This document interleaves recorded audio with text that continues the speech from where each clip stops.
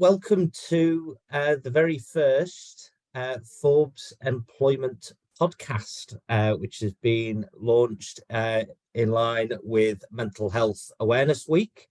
I am a member of the employment team based in Gordon House at our Walton Summit site, and along with my wonderful colleague Ashley Dibb, a paralegal, we will be running these podcasts every other month, inviting various different speakers from a range of experiences, and hoping to cover a number of topics. So if there is anything that perks your interest, please feel free to contact us as we are pulling together our schedule for the remainder of 2023. We hope you find the podcast enjoyable and enlightening. This month, we are welcoming two staff members from our people team at Forbes, and I will allow them to introduce themselves. So I'm Laura Cheplack. I'm the Director of People and Organisational Development here at Forbes, and I'm joined by my colleague Charlotte. Hi, I'm Charlotte, and I am the Senior HR Advisor at Forbes. Well, it's wonderful to have you both, and excuse my manners, I should allow Ashley as my co-chair and co-host to say a little bit about herself so that everyone gets to know a little bit about Ashley. Yes, so I'm Ashley. I work in the employment team at Forbes. I'm one of the paralegals, and as Andy said, I'll be co-hosting the employment podcast alongside him.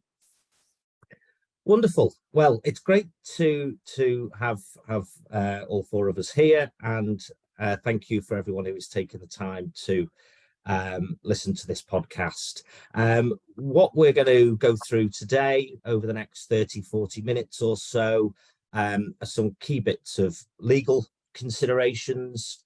We are then going to take a look at some practical considerations that we experience as legal advisors and as people and HR advisors, as well as analysing some of the statistics and looking at what employers and companies are doing when they are dealing with mental health.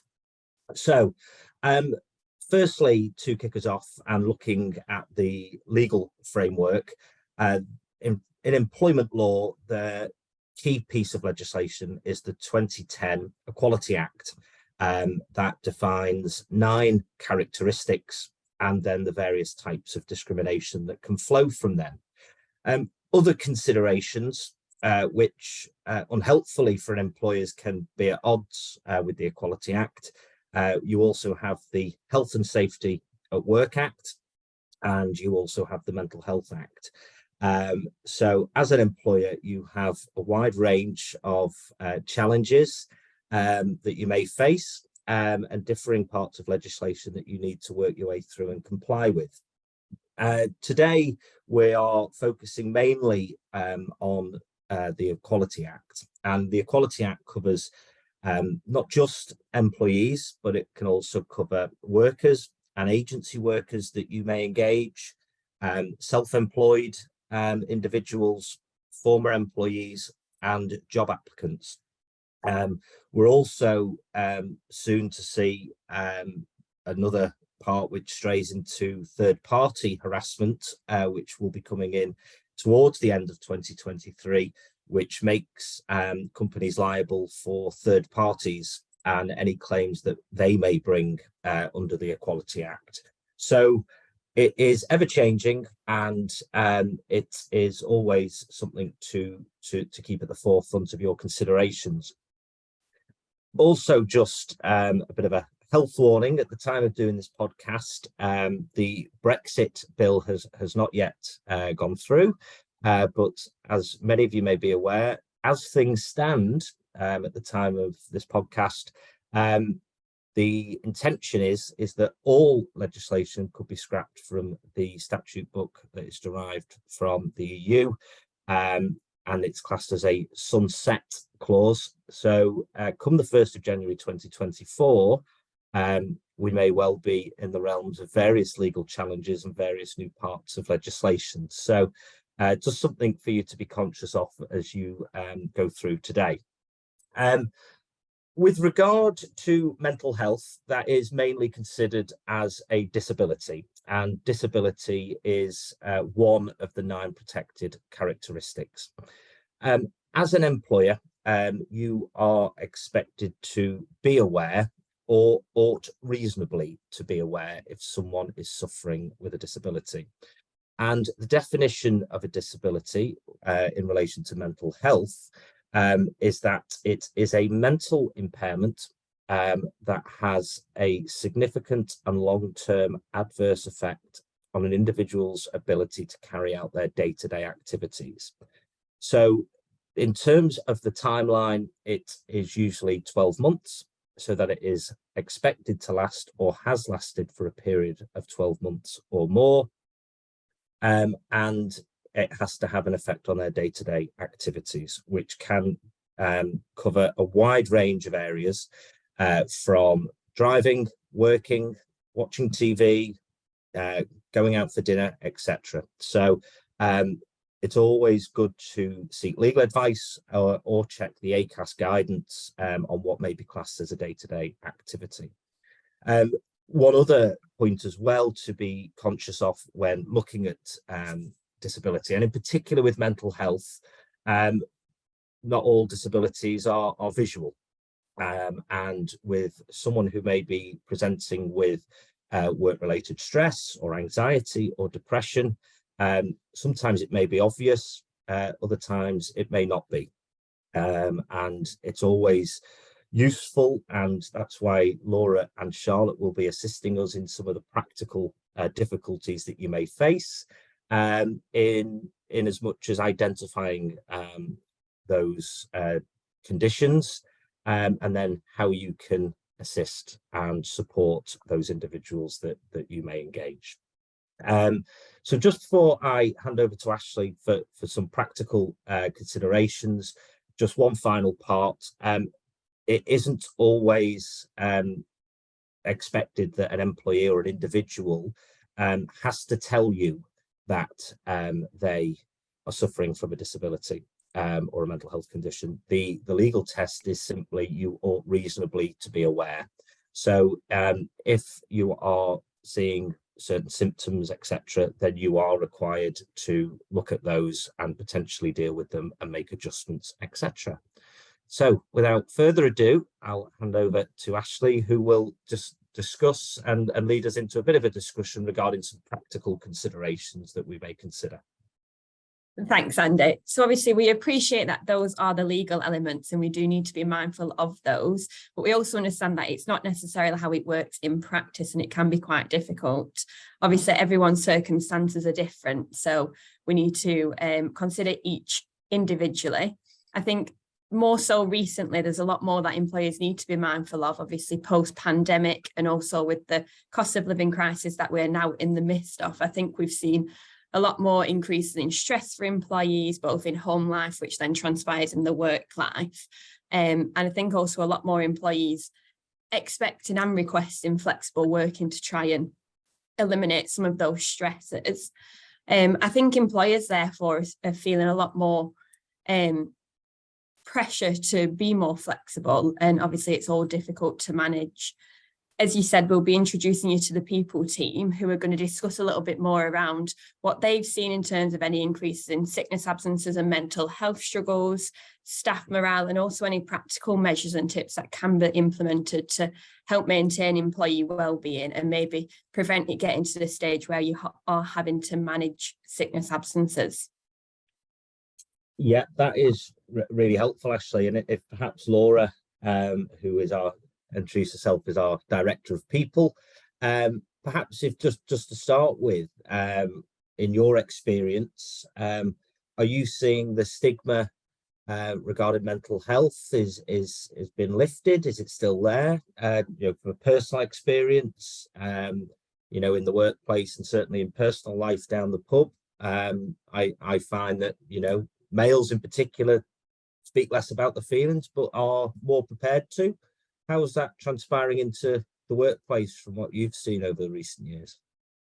Yeah, so certainly we are seeing a lot more of managers wanting to get involved and getting on the front foot when it comes to mental health issues, and looking for tactics and skills and wanting to upskill themselves in how to manage those that are suffering from mental health issues, even whether they've disclosed them to them or not. So I think that's a really positive move from the managers we have in our business.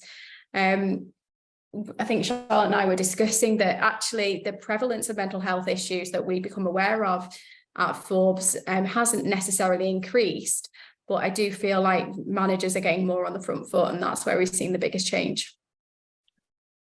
And what kind of measures are you seeing from managers? As you say, they're getting on the front foot, as you say. What does that look like in practice? So they're coming to us before even a member of staff has disclosed anything to them. They are identifying what they think are changes in those members of staff's habits and the way they're working. In now that we are able to do a bit more hybrid working when they're working, those sorts of things, and they're coming to us to ask for tips and how to encourage their members of staff to talk to them and disclose that information so they can put things in place to support them. Getting them back into the office if they've struggled to come back into the office after COVID is one example. We do have a number of members of staff who would prefer to be at home and work at home all the time. And really we want to encourage that hybrid working relationship. So we are seeing managers wanting to get on the front foot, as I've said, in terms of identifying that and looking at how they can help. I think that's a positive thing that's come out of the pandemic, is that with the remote working, when it was forced upon everyone, you had to check in more, you had to ask how people were doing. It became part of a normal conversation, and I think that has carried through as a trend. And for us, it's about keeping it a balance between making sure people are continue those conversations and using hybrid working in a positive way, and not using it to hide issues or struggles or hiding behind that hybrid working. But yeah, I think that's definitely one of the positives that's come out of it, is it made that conversation of just saying, how are you, much more normal and a much more prevalent part of day-to-day work conversation. That's excellent. And just I'm interested, Charlotte, perhaps who might have a bit more of a day-to-day interaction, not just at Forbes, but in previous employment you may have had. I was looking at some stats recently that said, and the 4 sets of stats, that 60% of employees are experiencing anxiety. 65% of female employees are experiencing anxiety, 53% male, but only 10% of employees are seeking support with the mental health, and obviously anxiety feeds into that. So again, certainly a query that Ashley and I certainly see is, how do we get it out of them? Or we saw some triggers. Those figures are really quite high, and they again present themselves in different ways. Just from what you're hearing from managers and team leaders, etc., how are they trying to broach these matters? And as you say, with hybrid working, etc.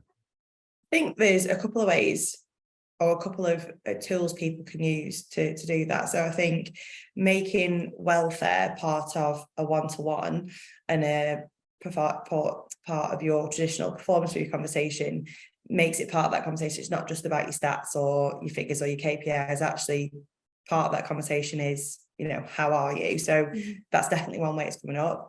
I think actually people not just talking about work, people are more open to asking about home life and things that are going on, and then they can notice changes in that as well. So not just the notice change in, oh, you used to be my top performer and now you're my number 3. Actually, it's you used to talk about your partner a lot and you're not talking about them anymore. So I think breaking down those barriers of home and work, which has definitely been enabled by the pandemic and remote working, because you could see people's home life, on their work screen.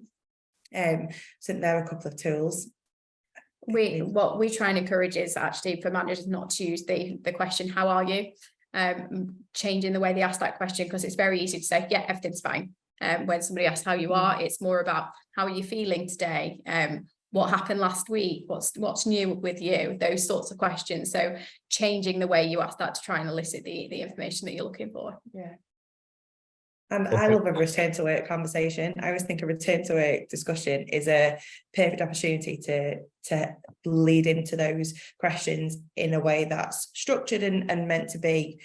Someone doesn't feel singled out, but equally it's a good opener. So you'll always hear me going on about how great a return to work discussion is as well.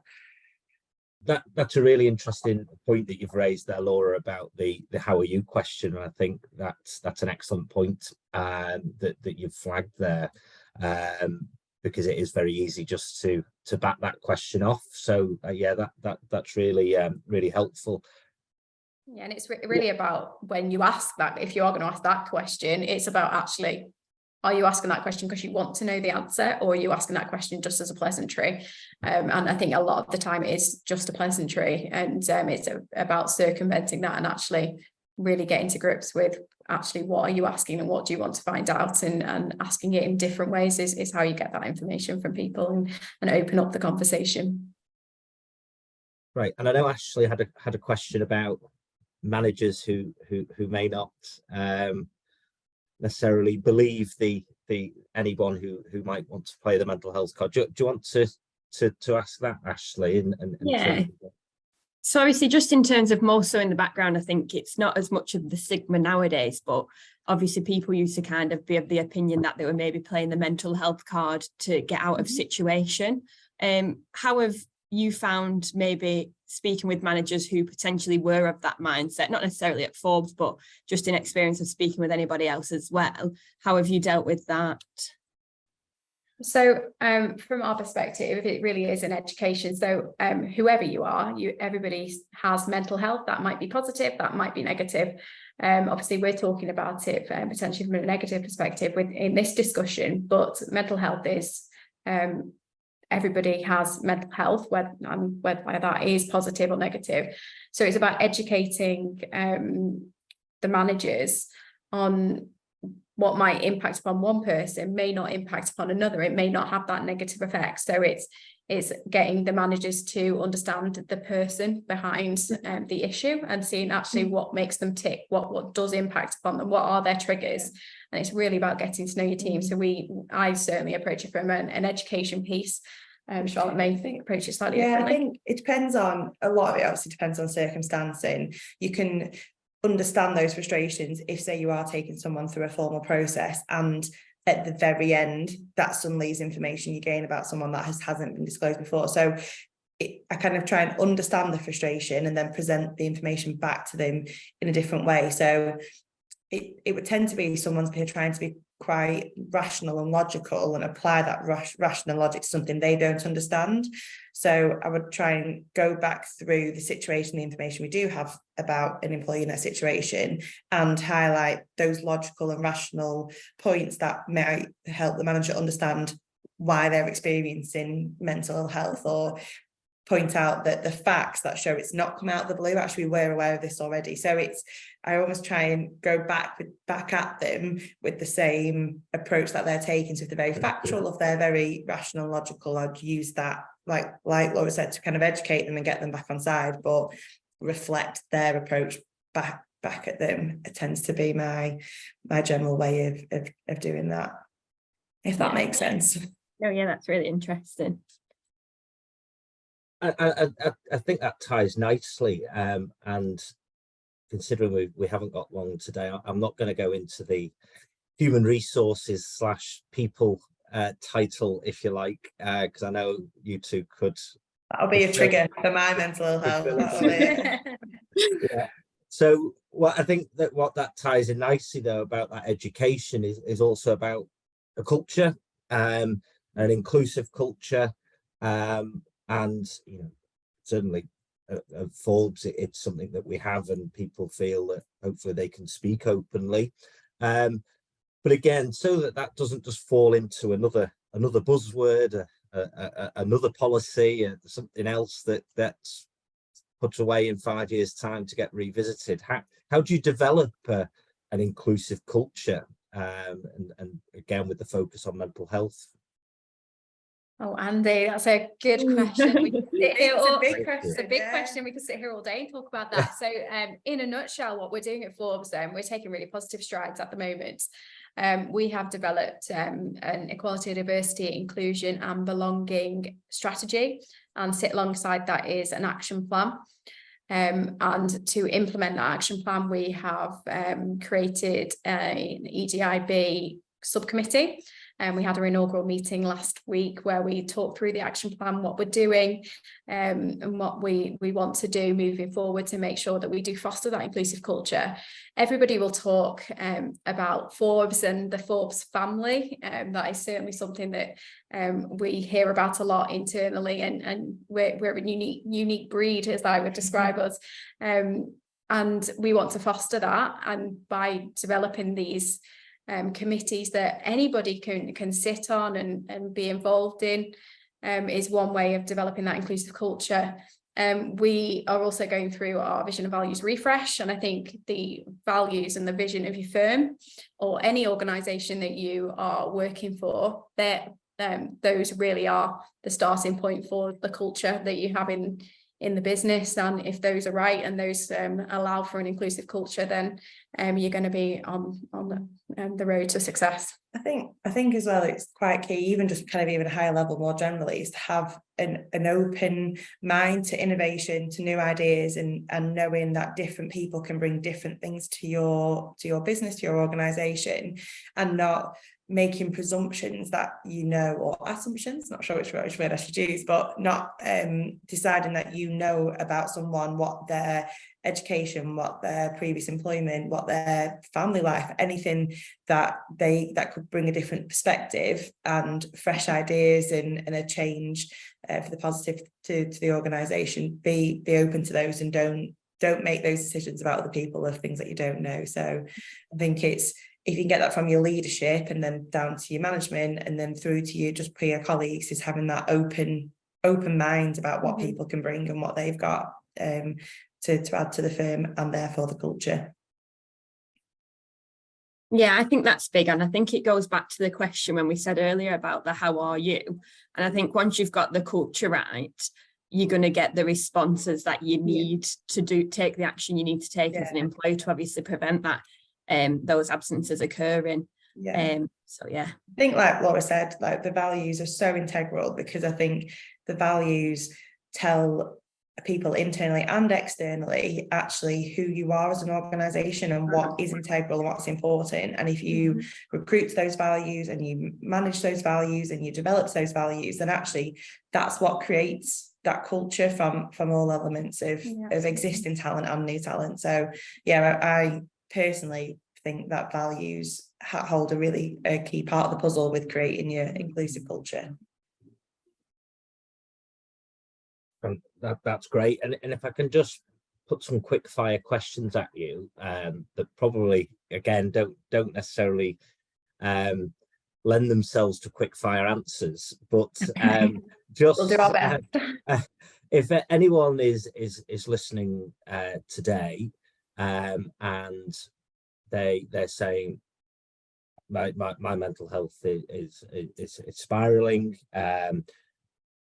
again, could be for any reason, let's pick on an easy one, if you like, a hot topic, cost of living crisis. I'm struggling to put food on the table, I'm struggling to heat my house, I don't feel supported in the workplace, I feel my manager just says get a stiff upper lip and get on with it. What would your advice be for an individual who may be feeling like that, where they don't feel that they can approach the workplace?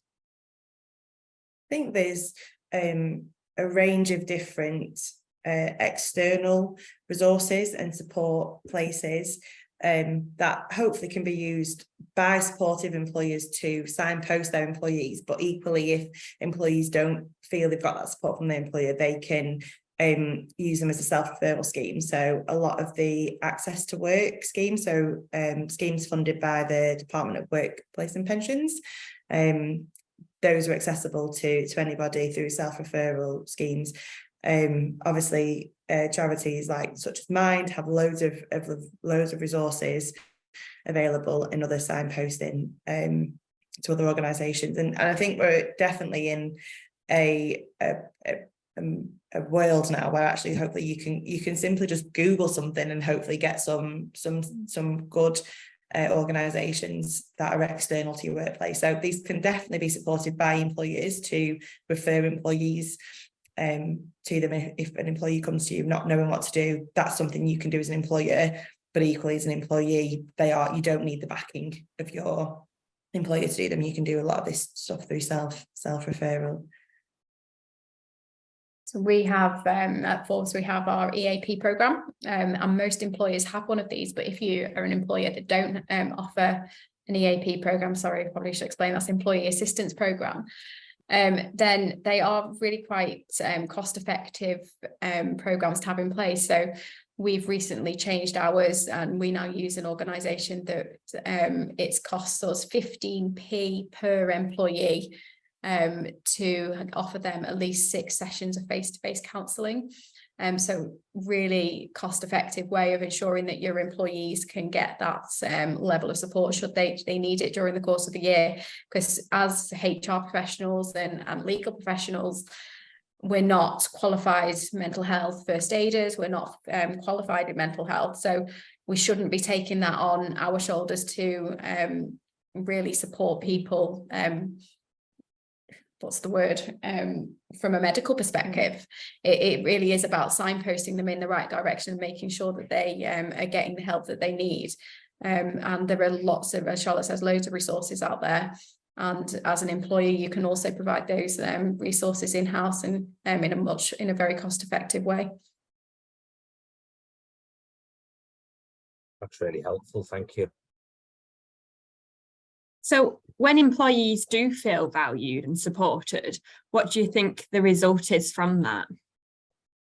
If they feel undervalued and unsupported, then the reality of the situation is that they're not going to stick around.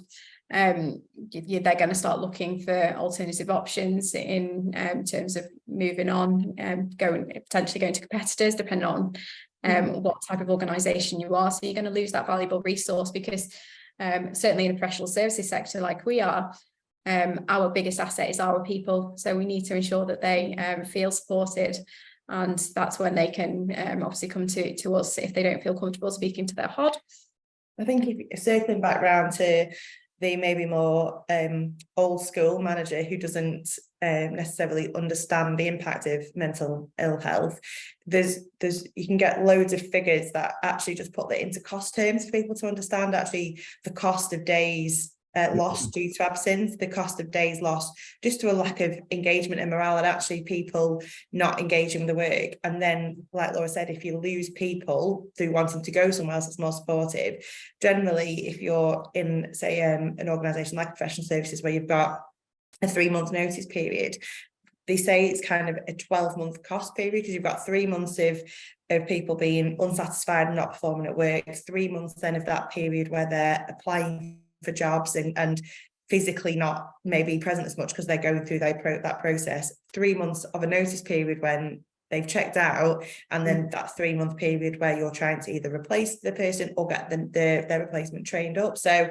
when you say to someone this could cost you 12 months of productivity, that really then can put a financial number on it. And I think the number of people who need that cost element is reducing. I think actually people have a much more just human approach to it now. But yeah, if you're trying to say to people what's the cost of people being undervalued and undersupported, there's actually a real financial element for business owners and business leaders, which does normally get them listening to guys. It's not nice to reduce somebody to a figure, but in reality we can do that, and the cost implication on a business of that one individual is massive. And that individual might have that next idea that's going to take your business up a level, and they've just gone to your competitor because actually if something like you could have supported them by giving them the time off they needed to deal with something personally, or you could have given them some time to attend a counselling session, and something small like that could actually have a much greater impact long term on an organisation or a business. So I think all those smaller, what feels like small steps or small actions to some of us actually have a really positive and big impact on people who need them.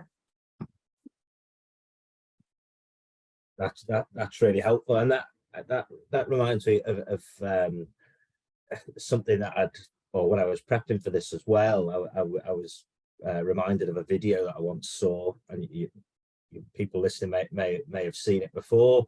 It was an American college tutor with a class student, and he has a jar on his desk. I'll try and describe it as best as I can.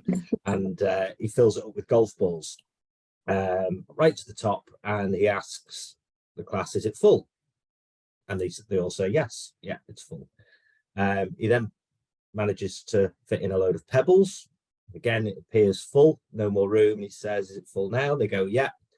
And then he puts in a whole load of sand, and then it actually is full. And you know what he says is that the golf balls are the important things, your family and your friends and your health. The pebbles are the other bits, your jobs, your car, your house, and the sand is everything else. And obviously the moral of that story and that demonstration was, if you put the sand in first, like with mental health, you've not got time for the pebbles and you've not got time for the golf balls. So you need to take care of the golf balls and take care of the pebbles and set your priorities, whatever they may be. And you know, everything else is just sand. And I thought that was a really good you know, representation of anyone who may be suffering with mental health, adversity, suffering, and you know, for managers as well and leaders to recognize that. He also does put a couple of bottles of Corona in as well, which was quite a good part was to say, and if you're never too busy to have a couple of beers with your friends. You know, I think that really epitomizes, you know, what people are facing, what organizations and leaders are facing. Is a real good way of looking at those parts. And I think if, as an employer, if you give your employees the tools and the space to fit those golf balls in first, to help them look after their family and their health, they will then have more capacity, you know, to then fit you round as an employer. So I think, and it probably leads into a whole nother topic, doesn't it, of kind of flexibility and employee engagement, you know, get ourselves invited back for different podcasts. But I think it's those things that as an employer, you can help people look after those important parts of their life. You will, a lot more will be fitting for themselves and for you as an organisation. So yeah, I missed a bit about the Corona when I saw that video, so I'm definitely going to need to find the bit that pours a glass of gin and tonic on top. That's what I need. Yeah, vital. Fantastic. Well, I think that closes, if you like, the practical side. So I'd just like to say a huge thank you to Laura and Charlotte for being our first guests and being brave enough to take it. Yeah, we've got lots more to discuss. So if you need any further guests, then you just let us know. If we go viral, it'll all be down to you both, I am sure. But you know, just for the last few minutes, I just wanted to, obviously, a lot of the points we've covered there, you know, in terms of real day-to-day practical examples, and it's really helpful to hear that. And then how does that feed back into your legal obligations that we touched on at the start? So reasonable adjustments in the workplace, again, can take all sorts of avenues, but it is to consider that flexible approach, flexible working, hybrid working, remote working, hours of work. Like we've touched on, a lot of people have got used to the hands-off approach, perhaps, of managers during COVID. And now that they are coming back to the workplace, they might be a bit more hands-on. It may just be a simple thing such as, I want to watch little Tommy play football on Thursday, you know, which I always used to be able to do in COVID, but I can't do now. And that might really be impacting someone a heck of a lot more than what you realize, and a lot more that it may affect that manager whose children may be growing up. So it's recognizing those triggers, and that could be a reasonable adjustment for that individual, which is really easy, really supportive, and something that can be looked at. Appreciate not all adjustments are that easy, and especially when you're dealing with such a complicated and difficult areas, mental health, which can have so many different challenges, and as I say, presents itself in so a variety of ways. People who will happily speak up, and people who bury their head in the sand, and the "how are you" question is very much, yeah, I'm fine, and that can only last so long. So again, thank you very much, Laura and Charlotte. And Ashley, have you got anything that you'd like to add as co-host? No, again, thank you for obviously being the first guest on the podcast, and I'm sure we'll have you back to discuss some further topics. Yeah, anytime. We'll hold you to that and make sure we're invited back. Thank you. Thanks Great. very much, guys. And just to find anyone who is listening, really important, make sure you do speak up. We hope, whichever side you're listening to this podcast, it's been helpful. And if, certainly you are someone who may be struggling with mental health, make sure you speak to someone, because it makes such a difference. And, once it's done, you'll hopefully not look back. So thank you, everyone, and thank you for listening.